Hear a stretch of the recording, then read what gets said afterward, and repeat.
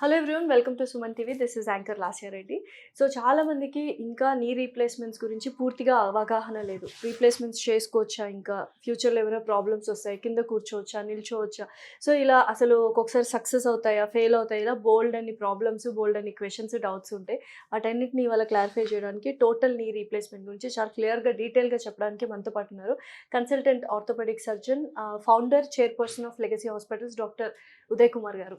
నమస్కారం Uday Kumar. Hello. So యూజువల్గా ఇంకా చాలా మందికి ఏంటంటే ఈ నీ రీప్లేస్మెంట్ గురించి అవగాహన లేదు.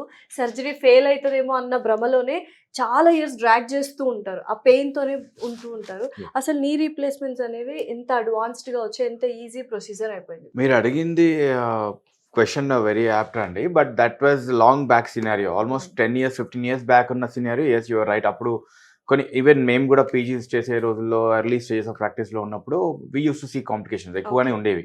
బట్ ఆఫ్ లేట్ అడ్వాన్స్మెంట్స్తో పాటు కంపెనీస్ చాలా ఇంప్లాంట్స్ని బాగా రిఫైన్ చేస్తూ వస్తూ ఉన్నాయి.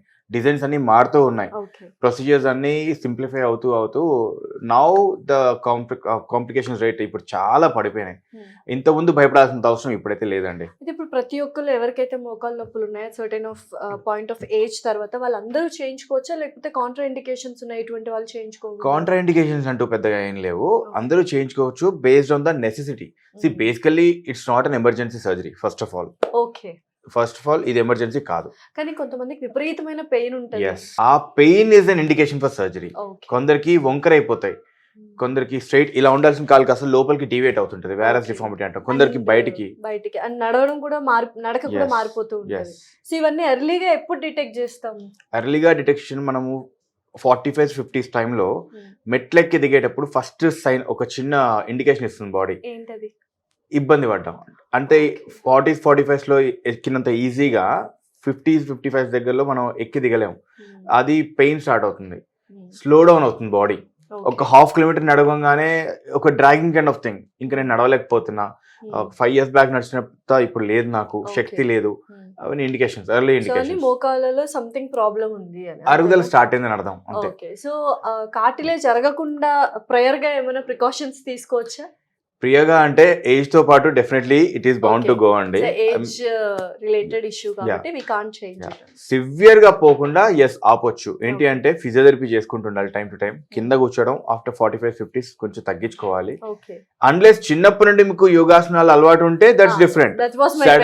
సడన్ గా 30s లో వచ్చేసి సడన్ గా హెల్త్ కాన్షియస్ అయిపోయి సడన్ గా యోగాలు స్టార్ట్ చేసి నీ మోకాలు బేసికలీ మడిచేస్తా ఉంటారు, ఆ బాడీ తీసుకోలేదు. అండ్ వాటర్ బాగా తాగుతూ స్మోక్ అవాయిడ్ చేస్తే ఎస్ కార్టిలేజ్ కి లైఫ్ ఎక్కువ వస్తుంది. అయితే నాకు ఒకసారి పిక్చర్ వైజ్ చూపిస్తారా, అసలు నీ ముందు హెల్దీగా ఉన్నది ఎలా ఉంటది, తర్వాత మోకాల్ ఆపరేషన్ చేయించుకునే ముందు ఎలా ఉంటది, ఆ కార్టిలేజ్ అరిగిపోవడం ఇదంతా ఒకసారి మీరు అడిగిన మోకాలు చెప్పా అంటాం కదా పటెలా, అది ఇదనమాట. Okay, this one. సో అసలు యాక్చువల్లీ అరుగుదల ఎందుకు వస్తుందో చెప్తాను. బేసికల్లీ ఈ పట్టెల్లో ఉంది కదా, దీని వెనక ఒక లేయర్ ఆఫ్ కార్టిలేజ్ ఉంటుంది, గుజ్జు ప్రొటెక్షన్ కోసం. అండ్ ఇది ఫీమర్ బోన్, థై బోన్, ఈ ఏరియాలో కూడా మనకి గుజ్జు ఉంటుంది. ఓకే, ఇవి కాకుండా మధ్యలో కుషన్స్ ఉంటాయి సస్పెన్షన్ కోసం. ఎక్కువగా కింద కూర్చొని లెగుస్తుంటాం మనం. కింద కూర్చోవడం అంటే ఏంటి? Flexion position. చైర్ పైన కూర్చోవడం అంటే మోకాలు బెండ్ అయి ఉంటుంది, రైట్? లెగుస్తాం, కూర్చుంటాం, లెగుస్తాం, కూర్చుంటాం, లెగుస్తాం.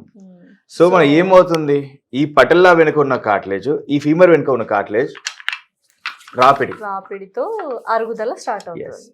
ఆ రాపిడి వల్ల ఈ కార్టిలేజ్ రెండు పోయి కార్టిలేజ్ వెనుకున్న బోన్, ఇటు పక్క ఉన్న బోన్, రెండు బోన్ కి టచ్ అయ్యి మనకి సౌండ్ వస్తూ ఉంటుంది. మోకాల్లో సౌండ్ వస్తుంటుంది చెప్పారు కదా. ఓకే, సో కార్టిలేజ్ లేదు కాబట్టి బోన్ టు బోన్ కదిలి టచ్ అయ్యి సౌండ్ వస్తుంది అనమాట. ఓకే, ఇప్పుడు మనం దానికి ట్రీట్మెంట్ ఏం చేస్తాము, ఎలా ఉంటుంది? ట్రీట్మెంట్ ఎలా ఉంటుందంటే స్టేజెస్ బట్టి ఉంటాయి. ఇప్పుడు కొన్ని రకాలుగా ఏంటంటే మన ఈజీ టర్మ్స్ లో చెప్పాలంటే మైల్డ్, మోడరేట్, సివియర్ అని చెప్పుకోవచ్చు. కొన్ని సైంటిఫిక్ మా గ్రేడింగ్ ప్రకారంగా గ్రేడ్ 1 to 3 4 0 1 to 3 4 గ్రేడ్స్ ఉంటాయి. ఎర్లీగా ఉన్నప్పుడు ట్రీట్మెంట్ వేరే, అడ్వాన్స్ ఉన్నప్పుడు ట్రీట్మెంట్ వేరే. సపోజ్ ఇప్పుడు మీకు ఇందాక చెప్పాను కాలు వంకర అయిపోయింది అని, రైట్? వంకర అయిపోయాక మందులు ఏం పనిచేయవు, దట్స్ టోటలీ గాన్. ఇంకా we have to replace it.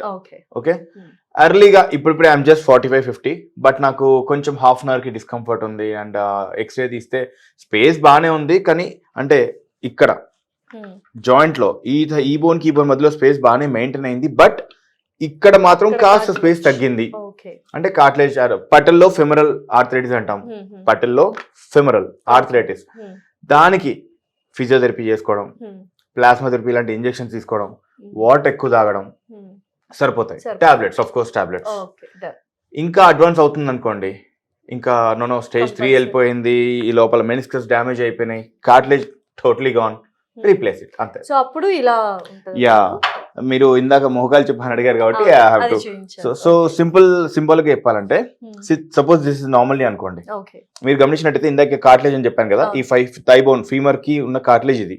Okay, దీంట్లో కాస్త డ్యామేజ్ అయింది చూడండి. ఇందాక చెప్పాను కదా, పటల్లా ఫ్రిక్షన్ జరుగుతుంది ఇక్కడ కానీ ఎక్కడ ఒక చోట మనకు. లైక్ వైజ్ మీరు టిబియా కింది బోన్ లో చూసినట్టయితే ఇక్కడ కూడా ఫ్రిక్షన్ ఉంటుంది. ఓకే, ఈ మెనిస్కై కూడా డ్యామేజ్ అవుతూ ఉంటాయి, విత్ ఏజ్ పిగిలిపోతూ ఉంటాయి, ఫైబర్స్ లాగా పీలికలు వచ్చేస్తూ ఉంటాయి. ఇప్పుడు ఇంకొకటి చూసినట్టయితే ఈ ఎడ్జెస్ అంతా రెగ్యులర్ గా ఉన్నాయి చూడండి, బంప్స్ అంతా లేవు, ఇరెగ్యులర్ బార్డర్స్ లేవు. అదే నెక్స్ట్ స్టేజ్ కి వచ్చింది, ఇది చూడండి, ఈ ఎడ్జెస్ అంతా డ్యామేజ్ అయినాయి, ఆల్ ద సైడ్స్. ఆస్టియోఫైట్స్ అంటాం, మార్జినల్ ఆస్టియోఫైట్స్ అరిగిపోయి ఇలా ఫామ్. ఇక్కడ చూడండి మొత్తం పోయింది. సో ఇప్పుడు ఏమవుతుంది, ఇటుపక్క డైరెక్ట్ బోన్ ఎక్స్పోజ్ ఉంది, దీనిపైన ఉన్న పటల వెనక భాగంలో కూడా బోన్ ఎక్స్పోజ్ అవుతుంది. సో బోన్ టచ్ అయ్యి సౌండ్ వస్తుంది, ప్లస్ పెయిన్ ఆబ్వియస్లీ ఉంటుంది, ఎందుకంటే బోన్ టు బోన్ టచ్ అవుతుంది లోపల. దాన్ని మనం ఏం చేస్తామంటే ఈ ఎడ్జెస్ అన్ని తీసేసి, ఈ బ్లూ కలర్ ఈ డ్యామేజ్ అయిన పార్ట్ మొత్తం తీసేస్తాం. తీసేసి ఇక్కడ కట్ చేసి ఇలా కొత్తగా మెటల్ వేసేస్తాం. అలా ఇది థై బోన్ కి, ఫీమర్ కి, ఇది టిబియా బోన్ కి వేసి మధ్యలో పాలిథిలిన్ అనే ఒక మెటీరియల్ పెట్టేస్తాం. సో ఇది తీసేసి ఇలా కొత్తగా వేసేస్తాం. సో మరి మనకు యూజువల్ గా ఈ ఫారిన్ బాడీ మనం మన బాడీలో పెట్టినప్పుడు ఏమైనా క్రాస్ ఇన్ఫెక్షన్స్ ఉంటాయి అని ఎక్కువ మంది మీ దగ్గరకు వచ్చి డౌట్స్ అడుగుతూ ఉంటారు. సో దానికి మీరు ఏ కైండ్ ఆఫ్ మెటీరియల్ యూజ్ చేస్తారు? This is Alai, this is body compatible ఉంటుంది. దిస్ ఇస్ టోటలీ స్టెరైల్ చేస్తాం, అంటే డైరెక్ట్ గా ఏదో కొనేసి వేసేయడం లాగా ఉండదు. దాన్ని కంప్లీట్ ఆటోక్లేవ్ చేసుకుని ఇన్ఫెక్షన్ ఫ్రీ చేసుకునే వేస్తాం. అది ఇన్ఫెక్ట్ అవ్వడం అనేది రేరెస్ట్ సినారియోలో అవుతూ ఉంటాయి, but every case is not so. Thank you so much Uday గారు. థ్యాంక్స్.